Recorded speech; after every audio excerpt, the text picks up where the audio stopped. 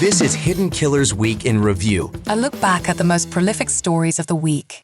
Innocence died with the first shovel of dirt. Welcome to Hidden Killers with Tony Brueski, featuring retired FBI Special Agent Jennifer Coffindaffer. Are we going to see charges there with the medical examiner? Are we going to see any sort of repercussions? Because it just seems so often, we go to the perpetrator, but somebody's playing along with the perpetrator to make this happen, to tip the scales. Where do you think that's going to go? Well, it's interesting, right? Because this is potentially a death penalty case. Yeah. So there's a lot on the line for Farwell. In other words, there's a lot of negotiation, Candy.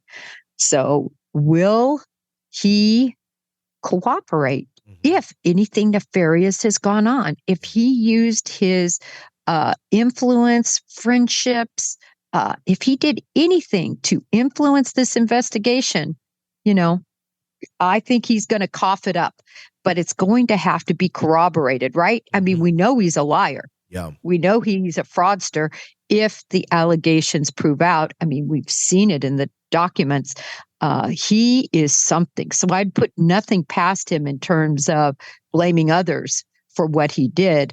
But if there's any concrete evidence of that, others being involved, and if this ends up being a cover-up, oh my gosh, the Bureau's going to figure it out. Yeah. But make no mistake, some of the people involved in the Reed investigation, just a couple, were involved in this loosely, but kind of loosely. Like if you look at Fanning was the one, okay, so the same person who did the digital analysis of phones in the Reed case, did Guarino, he did the digital analysis of Birchmore's Apple computer.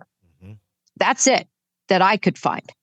Not of any other phones or anything, of the Apple computer and that messaging system, which of course, oftentimes, depending on exactly what he looked at, could incorporate text messages and things like that could have been hooked to the phone. Sure. He only took a year's worth. And then you had Fanning. He's the one that did the report saying there was nothing threatening in any of the messages and no, nothing that Matt did. I always thought it was interesting. He called Farwell, the person now accused of murdering her and staging her suicide, Matt, in his official police report. Who does that? Someone who's really close to Matt. Someone who's on a first name basis with Matt is who does that. Someone who in the Karen Reed case also goes, oops, we don't have those strings of messages. They're not there. Like, what else didn't you have in this case, in the Birchmore case? It seems we're seeing a bit of a pattern of behavior here. Well, it looks terrible, but we do know that the federal authorities thanked very specifically the Massachusetts State Police. They thanked the Massachusetts State Police. They thanked Stoughton, and they sent Fanning on the arrest. So, I mean, if they think he's a part of this, they're not going to have him be part of the arrest team, for heaven's sakes. You'd think not, but maybe they just don't know enough yet. Maybe they still need to get into some more information. I don't know. I mean, I don't know. There just seems to be a lot of weird corruption going on in this part of the country with their police departments. Yeah, we'll see. I've always said this. It is incompetence mimics corruption. Sure. And people always want to jump to the corruption. Oh, see, they're corrupt. No, maybe that ME, I think I've possibly shared this story. One instance when I went to an autopsy, the ME was talking on the phone the entire time to his lover. He was married, about hooking up. He forgot his camera. I had to run to the FBI office to get a camera. He was so ill-situated because he had his phone on his shoulder. He was asking me to help weigh the organs. I was taking notes for him because he was so caught up in this phone call. I was so angry about that. The person that I was dealing with in this case had a broken mandible, which is hard. And he ended up coming up with the conclusion that he was unsure whether it was a homicide or not. I couldn't believe it. So I actually ordered another autopsy from another ME because he was so incompetent and terrible. So for people who think that these MEs, are their word is the bottom line. Yeah.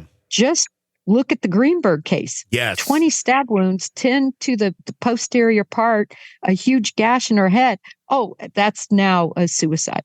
So yeah, wouldn't it be shocking if the ME is the same ME for that one? I know it's not, but it's like, oh, by the way, it did Ellen Greenberg's too. Like, oh, you're a good one. This is going to be fascinating to watch, and to see, what lives are changed here and what sort of corruption is called out and truth to power is brought against it. I was shocked when I heard about this one, but it looks like there's some corruption going on. Well, Tony, I want to say this really quick.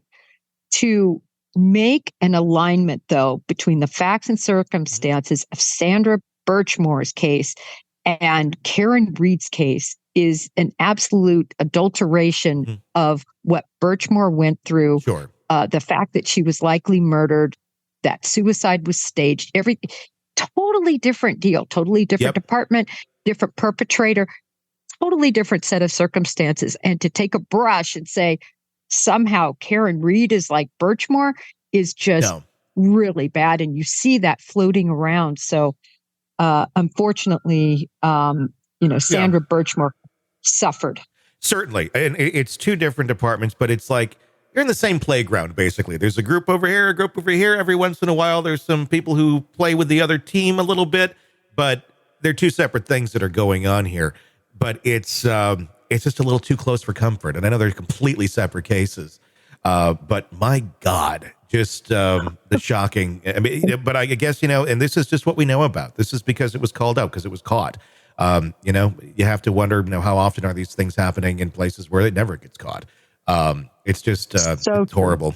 You're neck deep in a dark, twisted tale, and just as the tension peaks, bam, a commercial about some miracle diet pill breaks the spell. It's like finding a fly in your soup after the first bite. But here's the fix. True Crime Today Premium Plus on Apple Podcasts. You get to enjoy your crime stories without the junk, ad-free episodes, extended interviews that go beyond the surface, and early access to all the gruesome details. It's like swapping out a can of cheap beer for a glass of fine whiskey. So search for True Crime Today Premium Plus on Apple Podcasts. Subscribe and keep the darkness flowing uninterrupted.